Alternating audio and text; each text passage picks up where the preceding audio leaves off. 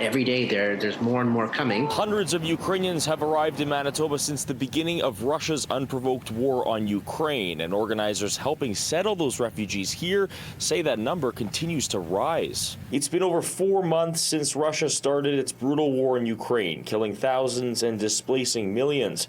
Around 1,500 Ukrainians are now calling Manitoba home. Every day at the airport now, there's probably about 30, 40, 50 people on average. Last week, there was actually 64 people one day. So the numbers are fluctuating. Manitoba has set up a welcome desk at Winnipeg's airport to help refugees settle in the province. Nick Kravets has been working non-stop to bring refugees to Manitoba since the beginning of the war. He says many refugees are moving from other provinces to Manitoba. Initially, there were a lot of people going to Toronto, Montreal, Vancouver, and a lot of those people were posting in the various groups on social media saying that's what they were going. And once they get there, they realize the cost of living is much higher compared to Manitoba or Winnipeg, sometimes even double for finding an apartment.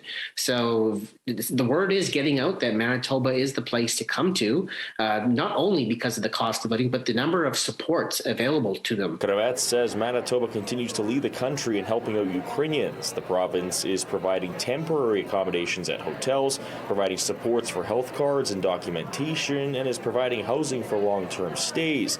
But with more refugees arriving every single day, are there enough supports such as housing available for newcomers? They are finding apartments, it takes time, naturally. They can't do it overnight, but that transition is occurring. Kravets says finding housing isn't the only concern. Some are struggling to find the English language training they need. If they don't have a sufficient level of English, very difficult to find a job. So having increased spots at these English language programs is critical for them. As the war wages on, Kravets says it's important to continue supporting Ukraine. You don't have to be Ukrainian to do that. This is sort of on a human level. Nobody should be going through the hell that Ukrainians are living through right now. In Winnipeg, Alex Karpa, City News.